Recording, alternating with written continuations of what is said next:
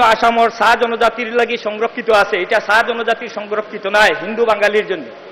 আজকে হিন্দু বাঙালির না দিয়া সা জনজাতিরে দেব হয়েছে। আজকে ওই 70 বছরের যে প্রথা যেটা, এটা বিজেপি সরকারে এখনো অব্যাহত রেখেছে।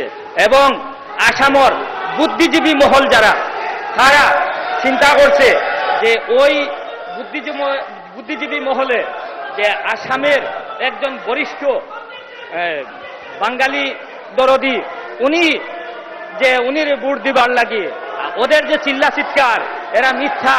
আমি আরেকটি কথা বলতেছি যে মামুনুর রশিদ ভাই বলছেন যে ওদের পাট্টা দেওয়া হয় নাই, বাইরে হয়।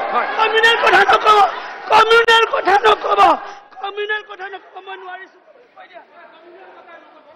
ভাৰতীয় জনতা পাৰ্টিৰ নেতৃত্বত আমি সবকা সাথ সবকা বিকাশৰ কাম কৰি আছো। আপোনালোকে কমিউনালি ডিভাইড নকৰিব, কমিউনালিজমত ডিভাইড নকৰিব। হিন্দু, মুছলিম, শিখ, ইছাই সকলৰ কাৰণে কাম কৰিছে ইয়াৰ বিধায়ক, ইয়াৰ সাংসদ, আমাৰ মুখ্যমন্ত্ৰী, আমাৰ প্ৰধানমন্ত্ৰী। কমিউনাল কথা নকব। কিমান ভোটত জয়ী হ'ব আপোনালোকৰ সাংসদ গৰাকী? আগতে আমি সকলে ভাবিছিলো 1 লাখ ভোটত জিকিব। নহয়, আগতে ভাবিছিলো 1 লাখ ভোটত। এতিয়া যিমান মানুহৰ জনসাধাৰণৰ সঁহাৰি পাইছো আমাৰ ভাৰতীয় জনতা পাৰ্টিয়ে, অন্ততপক্ষে 1.5 লাখ ভোটত কৃপানাথ মালা কিমান ভোটত জিকিব? 1.5 লাখৰ অধিক ভোটত কৃপানাথ মালা জিতিব। কিমান ভোটত জিকিব পাৰে আপোনালোকৰ পাৰ্টি? আমার কংগ্রেস এইবারের একটা যেভাবে প্রার্থী আছে এইভাবে এইবারের ভোটটা বিবেকবিদ হইব।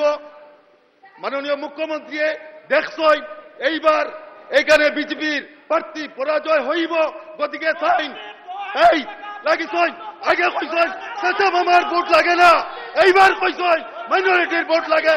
এইবার আমার কংগ্রেস প্রার্থী অন্ততপক্ষে 2,40,000 ভোটে জিতব।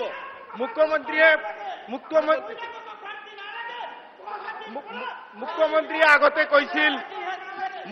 আগতে কৈছিল মিয়া মানুহৰ ভোট নালাগে।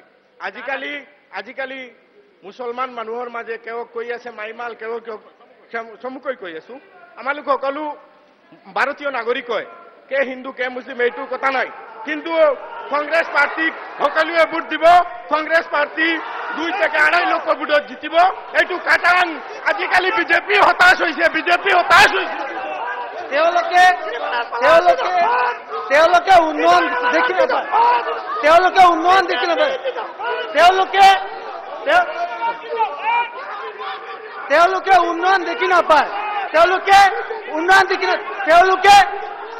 উন্নয়ন নামত 2G স্পেক্ট্রাম কেলেংকাৰী কংগ্ৰেছৰ দিনত আছিলে।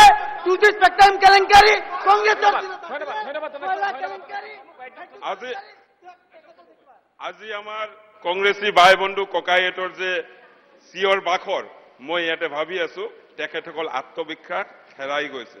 কাৰণ আজিয়ে আমাৰ এই সমষ্টিত প্ৰায় 5,000 মাইনৰিটি মানুহ মেগা জইনিং কৰিছে ভাৰতীয় জনতা পাৰ্টিত।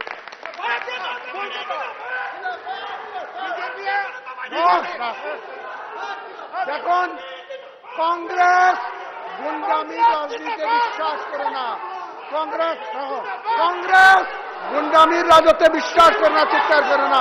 উন্নয়ন মানে ধন্যবাদ জনাইছো, সকলকে ধন্যবাদ জনাইছো। আৰু কৰিমগঞ্জ লোকসভা সমষ্টিৰ পৰা এই বিশেষ অনুষ্ঠানৰ পৰা মই সত্যজিৎ বিদায় লৈছো। চাই থাকিব প্ৰথম খবৰ। ধন্যবাদ।